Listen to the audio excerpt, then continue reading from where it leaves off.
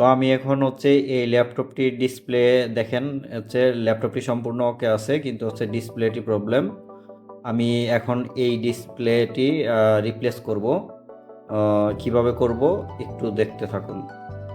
তো ডিসপ্লেটা খুলতে আপনার হচ্ছে পুরো ল্যাপটপটা আসলে খুলতে হবে না, এখান থেকে আপনি জাস্ট হচ্ছে আপনার ল্যাপটপ যদি সম্পূর্ণ এরকম থাকে দেন হচ্ছে আপনি শুধু ডিসপ্লেটা খোলার জন্য এই দিক থেকে জাস্ট এই বর্ডারগুলা, এই বর্ডার যে ডিসপ্লেতে কাভারটা আছে এই কাভারটা আমি সম্পূর্ণ খুলে নেব। কাভারটা খোলার সিস্টেম হচ্ছে এদিক দিয়ে আপনার ডিসপ্লেতে হালকা একটু প্রেশার দিলে ডিসপ্লেটা আপনার খুলে আসবে। ডিসপ্লের পার্টটা আমি খুলতে পারবো। দেন হচ্ছে এটা একটু প্রেশার দিলে আপনার ডিসপ্লের যে কাভারটা আছে এই কাভারটা খুলে যাবে। হচ্ছে এরপর হচ্ছে আপনার এখানে কয়েকটা নাট আছে, এখানে এই নাটগুলো আপনার খুলে ফেলতে হবে। জাস্ট এখান থেকে হচ্ছে কয়েকটা চারটা ডিসপ্লেতে আপনার যে কয়েকটা নাট আছে এই নাটগুলো একটু খুলে নেবেন।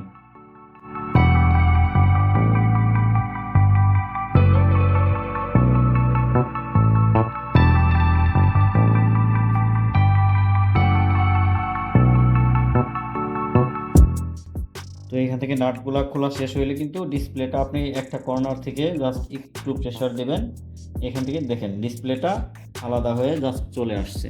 এটা হচ্ছে ডিসপ্লেটা মোবাইল ফোনের মতো ডিসপ্লে, দেখেন একটা আলাদা একটা ডিসপ্লে, এটা কিন্তু খুলে চলে আসছে।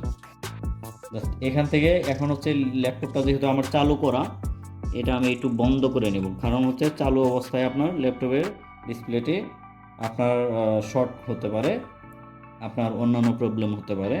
তো আমি বন্ধ করে নেব, জাস্ট ল্যাপটপটা অফ করে নিয়ে আমি ডিসপ্লেটা চেঞ্জ করব। তো ডিসপ্লেটা ল্যাপটপটা বন্ধ করার পরে আপনার ডিসপ্লের পিনটা এখানে হচ্ছে যে ডিসপ্লের যে রিবনটা আছে এখান থেকে হচ্ছে আপনি জাস্ট হচ্ছে এই রিবনটা এখান থেকে একটা কস্টেপ লাগানো থাকে, এটা আপনার ওঠায় দেন হচ্ছে এটা প্রোটেক্ট দেওয়া থাকে, এটা আপনি খুলবেন। খোলার পরে এখানে হচ্ছে আলতো করে যদি আপনি পিছন দিকে জাস্ট একটু লকে ধরে একটু চাপ দেন তাহলে আপনার ডিসপ্লে পিনটি খুলে আসবে। এখান থেকে জাস্ট আপনি পিনটা একটু একটু হালকা করে আলতো করে আপনার এখান থেকে সামনের দিকে প্রেস করলেই জাস্ট ডিসপ্লেটা আলাদা হয়ে গেল। এটা আপনার পুরাতন যে ডিসপ্লেটা এটা আমি আলাদা করে ফেললাম। তো আমি যে ডিসপ্লেটি নিয়ে আসছি যেটি হচ্ছে আমি এটা ডিরেক্ট ঢাকা থেকে ডিসপ্লেটি নিয়ে আসছি। তো আমি এটা এখন আনবক্সিং করব।